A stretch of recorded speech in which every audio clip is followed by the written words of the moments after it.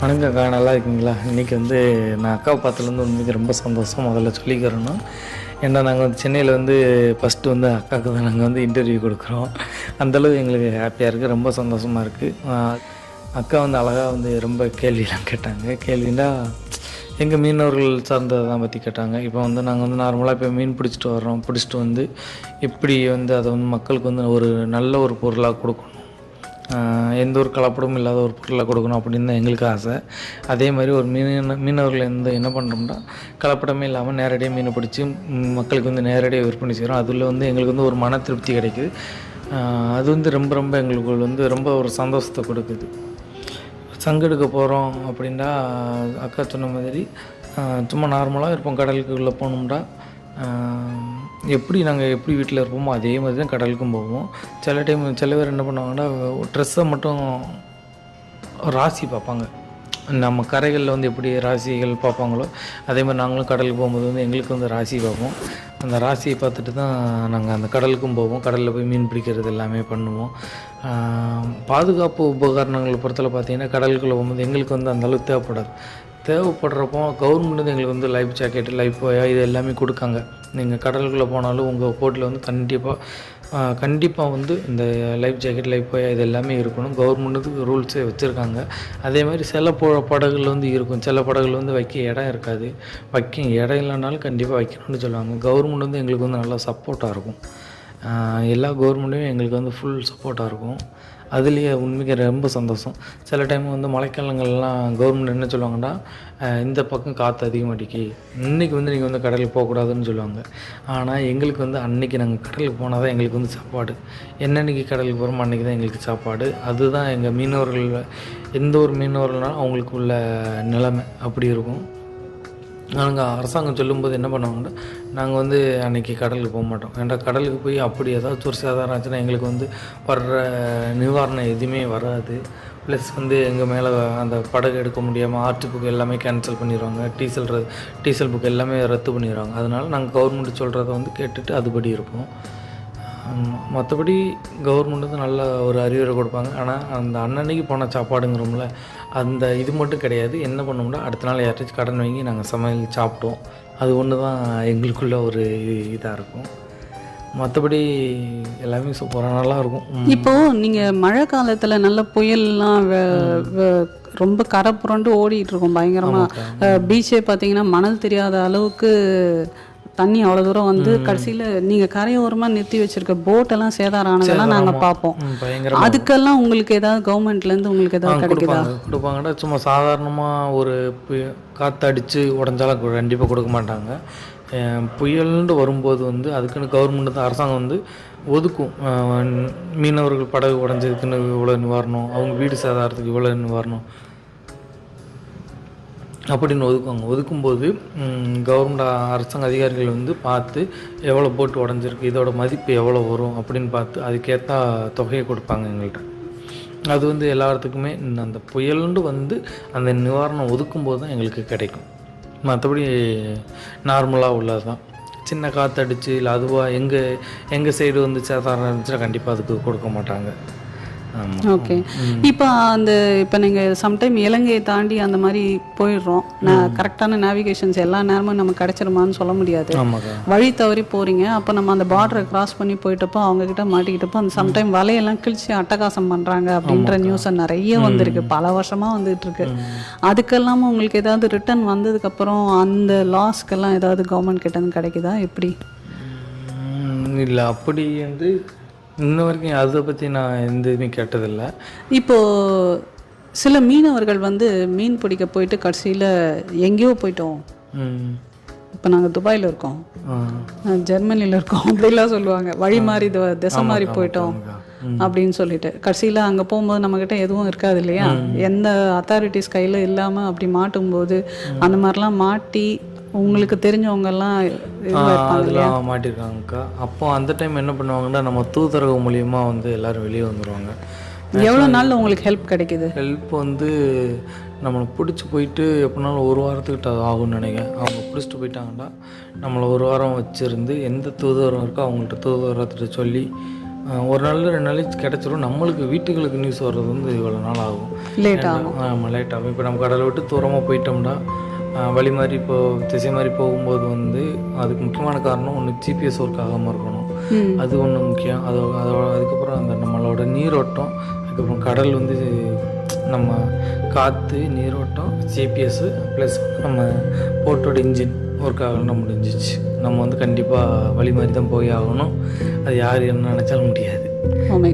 GPS இருந்தால் கூட நம்ம வந்து இந்த திசையில் போகிறோம், இத்தனை பாயிண்ட் அடித்து வெளியே போகிறோம், இத்தனை பாயிண்டில் வந்து இந்த பாட்ரு வரும் அப்படிங்கிறத நம்ம தெளிவாக கண்டுபிடிச்சிடலாம். ஜிபிஎஸ் இல்லைனா கண்டிப்பாக பிடிக்க முடியாது. ஆழ்கடலில் வந்து எதுவுமே தெரியாது. அப்படி இருக்கும்போது இன்னொரு நாட்டு கண்டிப்பாக போயிடும். கண்டிப்பாக அந்த டைம் தான் அந்த தூதுவர் வந்து நம்மளுக்கு வந்து ரொம்ப ஹெல்ப்பாக இருக்கும். ஏன்னா அது நெசசிட்டி தானே. ஏன்னா உண்மையான ஆளுங்களை தான் வராங்களா, உண்மையான மீனவர் தான் மாட்டினாங்களான்னும் போது நிறைய கொஸ்டின்ஸ் இருக்கும். ஸோ அது நம்ம தப்பு சொல்ல முடியாது. பட் அதுலேருந்து மீண்டு நம்ம கரெக்டாக வெளியே வர்றதுக்கு நாட்கள் ஆகும், கொஞ்சம் நாட்கள் ஆகும். கொஞ்சம் கோர்ட் கேஸ் அப்படி நலஞ்சு இது எல்லாமே கவர்மெண்ட் அரசாங்கம் அது நல்லா சப்போர்ட் பண்ணுவாங்க அக்கா. Okay okay. இப்போ சில பேர் இன்னும் நீங்கள் வந்து சம்டைம் ஒரு கடலுக்கு போகும்போது பார்த்தீங்கன்னா ஒரு 15 நாள் 1 மாதம் அப்படிலாம் கூட திங்ஸ் எல்லாம் எடுத்துகிட்டு கிளம்புறீங்க. அப்படி போகும்போது எவ்வளோ நாள் நீங்கள் மீன் பிடிக்கிறத வந்து கெடாமல் பாதுகாத்து கொண்டு வர முடியுது? நாங்கள் வந்து 1 மாதம்லாம் கடலுக்கு போவோம். 1 மாதம் கடலுக்கு போகும்போதுன்னா நாங்கள் வந்து இன்றைக்கி பிடிக்கும், இன்றைக்கி 3ஆம் தேதி இப்போ நாங்கள் மீன் பிடிக்கிறோம்னா மீனை பிடிச்சி உடனே நாங்கள் ஐஸில் வச்சுருவோம். ஐஸில் வச்சு அந்த ரேக் வந்து மாறி மாறி இருக்கும். இத்தனை ஒவ்வொரு தேதிக்கு ஏற்ற மாதிரி பிடிப்போம். நாங்கள் வந்து 1 மாதத்தில் பிடிக்க வேண்டிய மீனை வெறும் 10 நாளில் பிடிச்சோம்னா கரைக்கு வந்துடுவோம். மீனே பிடிக்க மாட்டோம், ரொம்ப கம்மியாக இருக்குது, நம்ம வந்து செலவுக்கெலாம் ரொம்ப கம்மியாக இருக்கும் அப்படின்னு நினைக்கும் போது தான் நம்ம வந்து 1 மாதம் முடிய போக வேண்டியதாக இருக்கும். 1 மாதம் போகிறோம்னா நாங்கள் வந்து நான் ஒரு 45 நாளாச்சும் நம்ம ஸ்டோர் ரேஷன் ஜாமான் வந்து வாங்கி வச்சுருப்போம். வாங்கி வச்சு அந்த சமையல் சாப்பாடு எல்லாமே வச்சுருப்போம். அதுக்கு ஏற்ற மாதிரி தான் 1 மாதம்னா 45 நாள் எக்ஸ்ட்ரா போயிடும், 15 நாள் எக்ஸ்ட்ரா போயிடும். அதே மாதிரி இப்போ நம்ம 10 நாளில் வந்துட்டு 20 நாள் சாப்பாடு மிச்சம், நம்மளுக்கு செலவு மிச்சம், எல்லாம் மிச்சம், அதில் லாபம் அதிகமாக கிடைக்கும். அதனால் அந்த ஸ்டோரேஜ் ஜாமானும் சரி மீனும் சரி எடுத்து உள்ளே வச்சு ஐஸில் வைக்கிறனால ஃப்ரீசரில் இருக்கும். ஃப்ரீசரில் இருக்கிறனால மீன் ஒரு சொட்டும் கெட்டே போகாது, உள்ளே வந்து ஒரு காற்று கூட போகாது. நம்ம இங்கேருந்து கரையில் இருந்து கொண்டு போகிற ஐஸ் கட்டி அப்படியே இருக்கும். அப்போ நீங்கள் ரிட்டர்ன் வரத்துக்கு 1 மாதம் ஆகுது அப்படின்னு சொல்லும்போது அப்போ சாப்பிட்டாலும் அந்த மீன் ஒன்றும் பிரச்சனை ஆகுதுக்கா. மீன் எடுத்து நம்ம ஒன்றுமே பண்ணுறது கிடையாது, எதுவுமே நம்ம கலக்கிறது கிடையாது. மீனை பிடிச்ச உடனே பெரிய மீனாக இருந்தால் வெட்டி 2ஆக வைப்போம். அப்படி பெரிய மீனாக இருந்தால் சும்மா நார்மலாக இருந்துச்சு மீன் தூக்கி அப்படியே முழுசாக உள்ளே வச்சுருவோம். சில மீன்களுக்கு வந்து குடலை எடுத்துருவோம், சில மீன் அப்படியே வச்சுட்டோம் அப்படியே இருக்கும். அதனால் எந்த பிரச்சனை எதுவுமே கெட்டு போகாது, அப்படியே இருக்கும் மீன். ஓகே. இப்போது எங்களுக்கு என்ன தோணும், நீங்கள் இயற்கை சூழ்ந்து ஒரு சூழலில் வாழ்கிறீங்க அப்படின்றது ஒரு பக்கம் இருந்தாலும் எங்களுக்கெல்லாம் சில நேரம் யோசித்து பார்க்கும்போது உங்களுக்கு கிடைக்கிற அதிகபட்ச சந்தோஷம் அந்த ஃப்ரெஷ் மீன் மட்டும்தானோ அப்படின்னு தோணும். ஆமாம், அது கண்டிப்பாக வேற ஒன்றும் சந்தோஷம் இருக்கிற மாதிரி. ஏன்னா எந்த நேரம் உயிருக்கு உத்தரவாதம் இல்லை அப்படின்னும் போது அதிகபட்சம் கிடைக்கிறது அந்த ஃப்ரெஷ் மீன், அந்த சந்தோஷம் மட்டும்தானா? அதே தான். ஃப்ரெஷ் மீன் கிடச்சுன்னா அந்த மீன் எடுத்து நீங்கள் உயிரோடு வெட்டி கொஞ்சம் சாப்பிடும்போது அதோட டேஸ்ட் வந்து எந்த ஒரு இதுவுமே நிற்காது, அவ்வளோ டேஸ்ட்டாக இருக்கும், சூப்பராக இருக்கும். நீங்கள் இங்கே சாப்பிட்ற மீனுக்கும் எங்கள் ஊரில் வந்து சாப்பிட்ற மீனுக்கும் உங்களுக்கு ரொம்ப வித்தியாசம் தெரியும். என்னையே இவ்வளோத்துக்குள்ளே மீன் இருக்குது அப்படின்ட்டு எப்படி நீங்களாம் குழம்பிக்கிங்க அப்படின்னு கேட்பீங்க. அந்தளவு டேஸ்ட் இருக்கும், சூப்பராக இருக்கும். அப்போது இப்போ நாங்கள் சிட்டியில் சாப்பிட்ற மீனை வறுத்து கொடுத்தா உங்களுக்கு எப்படி இருக்கும் அந்த ஃபீல் தெரிஞ்சிடும், ஐஸ் க்ளீனாக தெரிஞ்சிடும், லீவாக தெரிஞ்சிடும், இது ஐஸ் மீன் தான் அப்படின்னு தெரிஞ்சிடும். ஆமாம், அதே அந்த மாதிரி சாப்பிட்ருக்கீங்களா? சாப்பிட்ருக்கோங்க்கா, அதெல்லாம் ரொம்ப இடத்துல சாப்பிடுவோங்க்கா. மேக்ஸிமம் முடிஞ்ச அளவு வெளியே போனால் வந்து அந்த மீன் சாப்பிட்றது வந்து கொஞ்சம் இது பண்ணுவோம். மற்றபடி கறி எல்லாமே சாப்பிடுவோம். ஏன்னா எங்களுக்கு நாங்கள் வீட்டில் வந்து டெய்லி மீன் குழம்பு தான் நல்லா சாப்பாடாக இருக்கும்.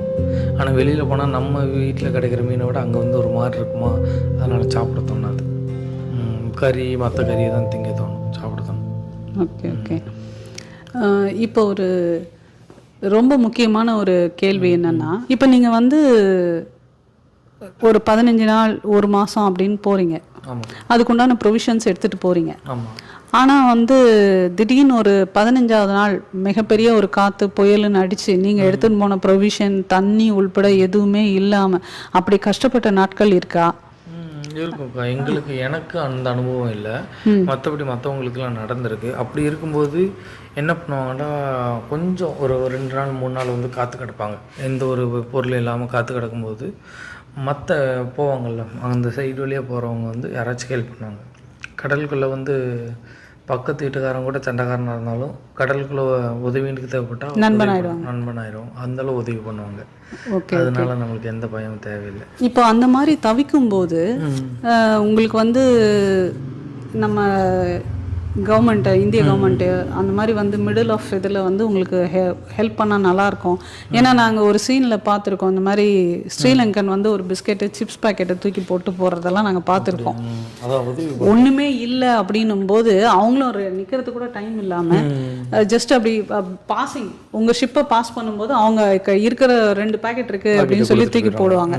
ஸோ அந்த மாதிரி இருக்கும் சமயத்தில் உங்களால் யாரையும் நம்ம இந்திய கவர்மெண்ட்டை வந்து காண்டாக்ட் பண்ணி நாங்கள் இந்த மாதிரி மாட்டிகிட்டு இருக்கோம்டா. இப்போ வந்து நம்ம சாப்பாடுக்காக இந்திய கவர்மெண்ட் கூப்பிட முடியாது. நம்மளுக்கு வந்து உயிருக்கு உத்தரவாதம் இல்லை. நம்ம வந்து இப்போ போட்டு கவுந்துட்டு அப்படின்ட்டு ஒரு சுச்சுவேஷன் சூழ்நிலையில் இருந்தால் தான் நம்ம வந்து 1093 நம்பர் இருக்குது எமர்ஜென்சி. நம்ம மீனவர்களுக்குன்ற ஒரு நம்பர், அந்த நம்பர் 108 ஆம்புலன்ஸ் எப்படியோ அதே மாதிரி 1093 அதுக்கு கால் பண்ணால் எமர்ஜென்சி கால் எங்கே கடலில் கடந்தாலும் அது வந்து கால் வந்து எமர்ஜென்சி கால் போகும். அது வந்து அவங்க வந்து நம்மள்ட்ட கவர்மெண்ட் வந்து நம்மள்ட்ட தெளிவாக கேட்பாங்க. நம்மளோட ஜிபிஎஸ் நம்பர் வந்து நம்ம தெளிவாக சொல்லணும்.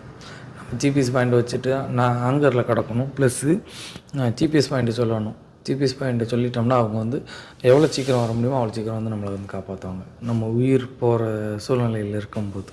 Okay okay. மற்றபடி நம்ம இந்த இப்படி சாப்பாடெலாம் தண்ணிலாம் இல்லை அப்படிங்கிற சூழ்நிலை இருக்கும்போது ஏதாச்சும் ஒரு போட்டு பக்கத்தில் கண்டிப்பாக போயே ஆகும். அந்த போட்டுட்டு நம்ம உதவி கேட்டுக்கிறோம். அதுதான். Okay okay. இவ்வளோ நேரம் எங்ககிட்ட இந்த நேர்காணலில் கலந்துக்கிட்டதுக்கு ரொம்ப நன்றி. நீங்கள் கொடுத்த தகவல்கள் கண்டிப்பாக வந்து எல்லாருக்குமே ஒரு புது அனுபவமாகவும் ஒரு தெளிவும் கிடச்சிருக்கும்னு நினைக்கிறேன். ஏன்னா சிட்டியில் இருக்கிற எங்களுக்கு வந்து பார்த்திங்கன்னா ஜஸ்ட்டு ஃபிஷ்ஷை சாப்பிடும் போது நாங்கள் பார்கெயின் பண்ணி வாங்குவோம், அவ்வளோதான் எங்களுக்கு தெரியும் மோஸ்ட்லி. பட் ஆனால் இப்போ நீங்கள் எல்லாம் நிறைய பேர் வந்து வீடியோஸை போட போட தான் இவ்வளோ விஷயங்கள் நாங்கள் தெரிஞ்சுக்கிட்டு இருக்கோம். அது பார்த்தீங்கன்னா நீங்கள் நிறைய வெரைட்டி ஆஃப் ஃபிஷ் எல்லாம் காமிக்கிறீங்க. ஒரு டன் கணக்கில் கிடைக்கும் போது வந்து பார்த்தீங்கன்னா என்னெல்லாம் கிடைக்கிறது சேர்த்து அப்படின்னு சொல்லிட்டு அதுக்குண்டான அனுபவத்தையும் சேர்த்தே சொல்கிறீங்க. அது உண்மையில ரொம்ப யூஸ்ஃபுல்லாக இருக்குது எல்லாருக்குமே. ஸோ அப்படி இருக்கும்போது இப்போ நம்ம இந்த நேர்காணலில் நிறைய விஷயம் பேசினோம், அதுலேயும் நிறைய தகவல் தெரிஞ்சுக்கிறதுக்கு ரொம்ப யூஸ்ஃபுல்லாக இருக்கும். உங்கள் டயத்துக்கு ரொம்ப நன்றி. கண்டிப்பாக நீங்களும் எங்கள் கூட வந்து எங்கள் கூட டைம் ஸ்பெண்ட் பண்ணி இப்படி கேள்வி கேட்டதுக்கு ரொம்ப சந்தோஷம். கண்டிப்பாக இந்த புத்தாண்டு உங்களுக்கு இனிதே துவங்கியிருக்கோம். ஸோ மேலும் இந்த வருஷம் இன்னும் பல சாதனைகளை சிகரத்தை நீங்கள் தொடரணும்னு சொல்லிட்டு நான் ஆண்டவனை வேண்டிக்கிறேன். பல மில்லியன் சப்ஸ்கிரைபர்களோட நீங்கள் விரைவில் இன்னொரு பேட்டியை நான் எடுக்கணும். கண்டிப்பாக ரொம்ப நன்றி. So God bless you. So கண்டிப்பாக நம்ம இந்த இயர் எண்டில் இந்த இயர் எப்படி இருந்தது அப்படின்னு சொல்லிட்டு நம்ம கண்டிப்பாக மீட் பண்ணுவோம். கண்டிப்பாக. ஓகேக்கா, தேங்க்யூ ஸோ மச். ரொம்ப நன்றிக்கா. ஓகேக்கா.